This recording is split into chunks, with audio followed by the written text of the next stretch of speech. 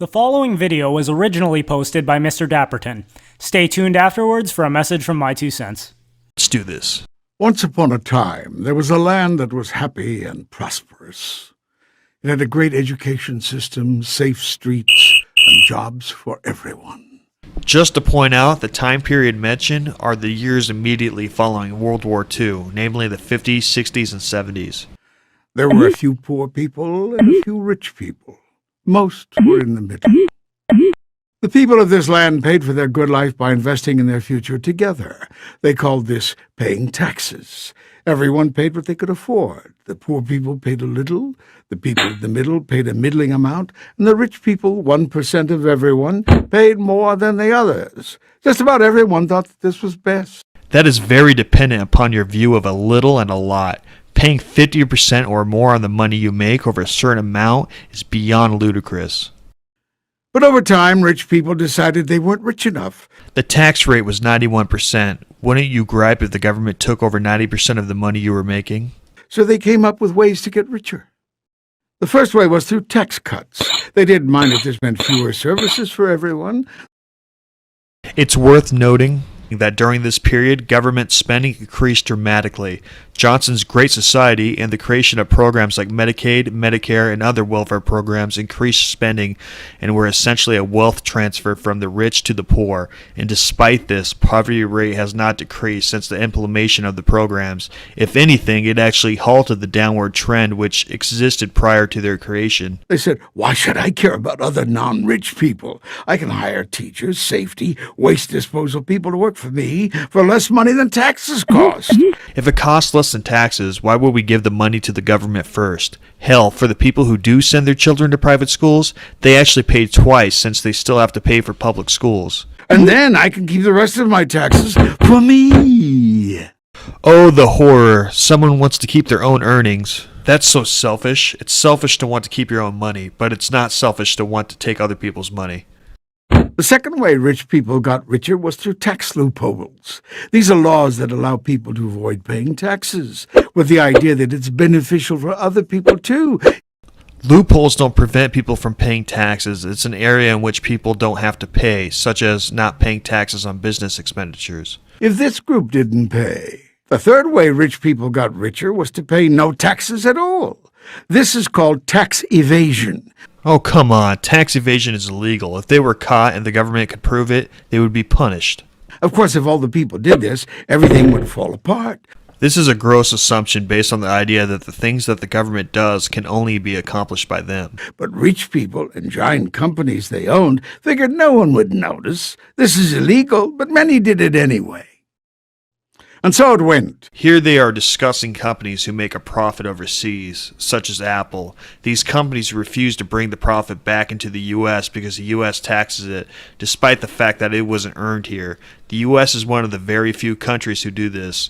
Companies are in no way obligated to bring that money back in our shores, and it is not illegal. In 20 years, rich people doubled their share of the land's income. Schools, public safety, the roads, parks, libraries, public transportation all went into decline. The rich people didn't care. Spending on all these things has increased year over year, usually at a higher rate than the rate of inflation. They said everyone gets what they deserve, and they bought their own teachers, police, garbage collectors, and transportation. Wouldn't they still have to drive on the same shitty roads? They also bought something else, elections. They spent so much money on politics, they elected people who liked what they liked. Because no one else does this. That's right. I'm looking at you, Bernie Sanders supporters.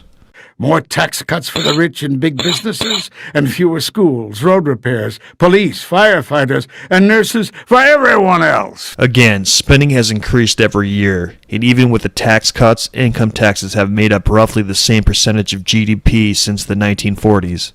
When the 99% became upset, the rich people and their politicians said, "There is no other way." They repeated this so often many people believed them. What?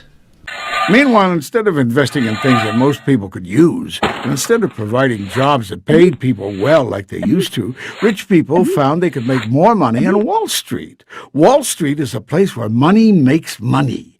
Money doesn't make money. People investing on Wall Street are investing into companies, which then go to create products and services, create jobs. That profit is then distributed among the shareholders.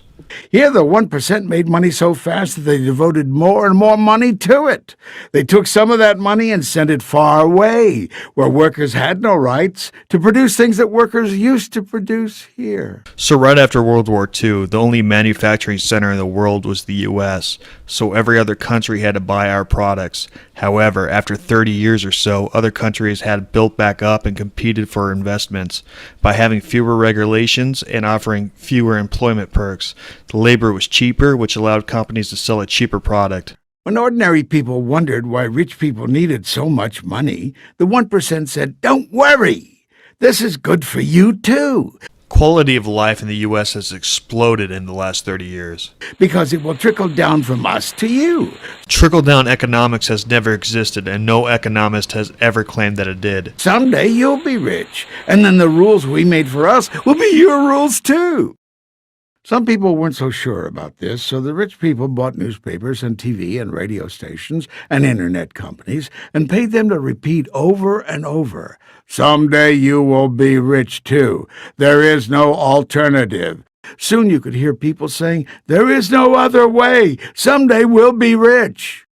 Oh, so the population is stupid and easily brainwashed. That explains the popularity of this video. Meanwhile, the rich people's money piled higher and higher. But after a while, it was piled too high. One day, the money fell down with a big crash. It fell down right on the houses of millions of ordinary people. It broke their houses. What a horrible description of the housing collapse. The rich having too much money wasn't even close to the cause. Were banks partly at fault? Absolutely. They gave out loans to people who would not be able to pay them back.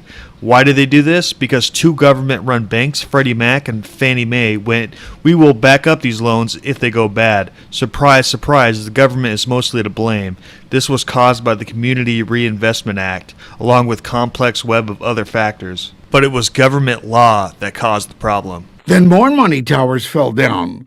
They fell on ordinary people's jobs. Once the dominoes start, they will keep going. This is terrible.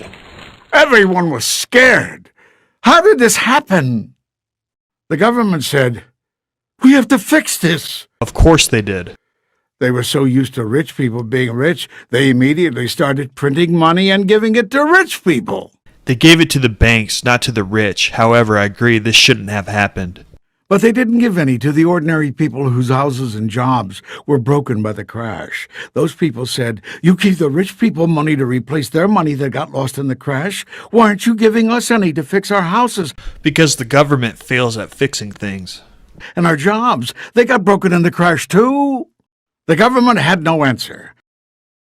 Now the people got mad. Since they weren't sure who to be madder at, the government or rich people, they got mad at both. Rich people got worried. They thought, if the people get mad enough at us, they might take some of our money. This really upset the rich people, because they loved their money more than anything in the whole world. So they devised a plan. They called it, "Look over there!" Whenever people said, "How come you rich people are getting richer while all the rest of us are losing our houses, our jobs, and our schools?" the rich people pointed at someone else and said, "Look over there!" First they pointed at the people whose houses were broken and said, "Look over there!" Again, people took out loans far beyond their means. Not everyone who lost their home fit into that category. But again, dominoes. Poor people caused the crash. They built their houses in the wrong place. If they hadn't done that, the money wouldn't have fallen on them. But most people didn't believe them. So the rich people pointed at someone else this time, teachers. They said, "Look over there! Teachers have jobs and you don't." It's not the fact that they have jobs. It's the fact that public employees, including teachers, tend to have absurdly generous compensation packages, which are bankrupting cities and diverting funds from other areas.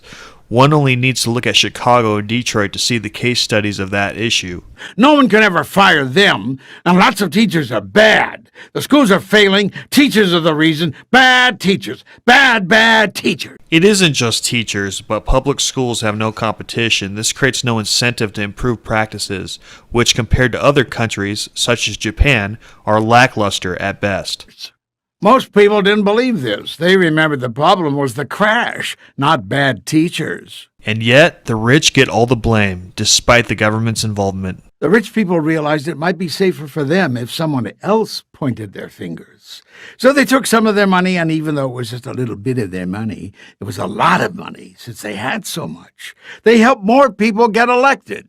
These politicians pointed their fingers at police, firefighters, librarians, and other public employees. They said, "Look over there! These people are greedy. They have jobs and you don't. You don't have retirement plans and they do. I don't think anyone has ever claimed that the public employees alone caused the crash. They caused the crash." Some people thought this might be true. They knew someone or something had caused the money to fall. Maybe it was the firefighters. But others remembered that firefighters helped them when their houses were on fire. They also remembered it was the 1% who built the money towers that crashed on their houses and jobs. But it was the government that caused the crash. Some people even remembered those towers of money had replaced factories and jobs that people used to have. And those jobs used to have retirement plans too. Again, competition moved the jobs overseas. The whole point of a business is to minimize costs and maximize profit. And the ordinary people remembered that the teachers and firefighters lived in their neighborhoods and shopped in the same stores and didn't seem to be the problem at all. The people looked around.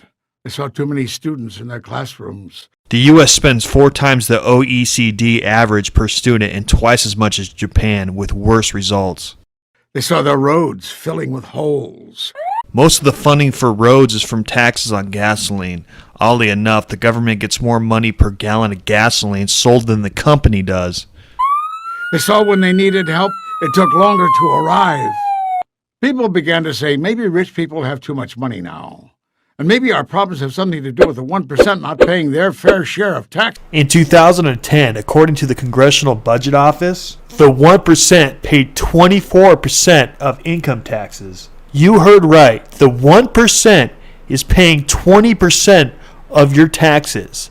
1% of the population is paying 20%. That's a great deal amount of money for such a small amount of people. The 20% paid 68% of all taxes.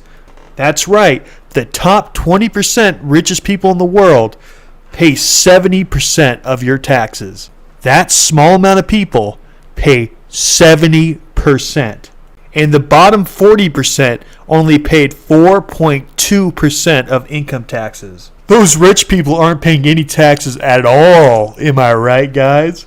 And also, maybe rich people should pay the same rate of taxes they used to when our land was prosperous and more people were better off. The rich people heard these things and grew worried. They told their politicians to pass laws to prevent people from organizing, prevent people from voting, prevent people from having retirement plans. What? What laws were suggested or passed that would have prevented any of those things?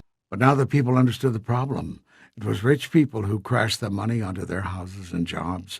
It was the 1% who got politicians to cut their taxes. Taxes and the government spending tax money and trying to solve the problem is actually what caused the problem to begin with. It wasn't rich people, it was government. There wasn't enough for schools, safe streets, libraries, healthcare, and parks.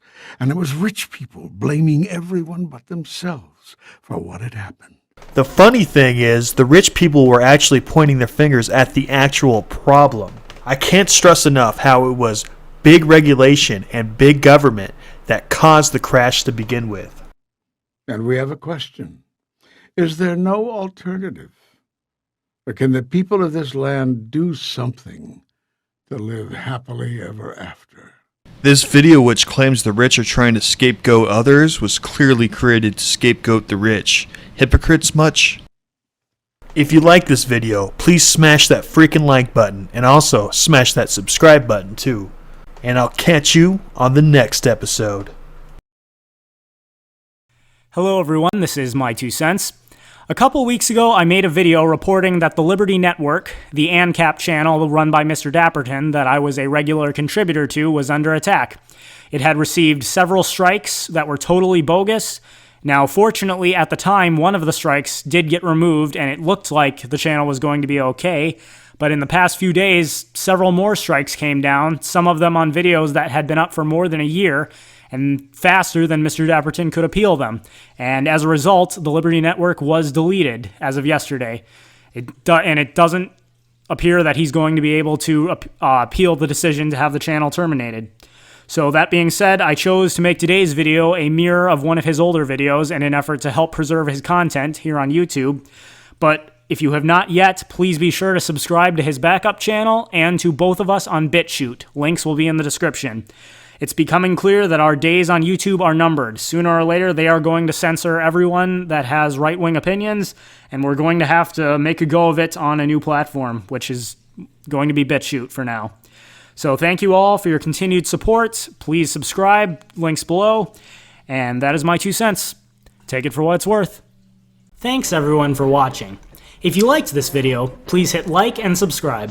You can also hit the bell to ensure you're notified every time I upload a new video. This video was made possible by my patrons.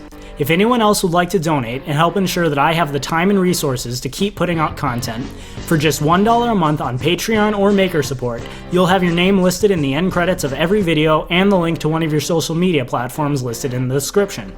You can also support the channel by purchasing my 2 cents merchandise on Teespring. You can also follow me on Twitter, Minds.com, BitChute, WordPress, Gab, and iTunes. Uploads are every Thursday and Saturday, so stay tuned for more videos.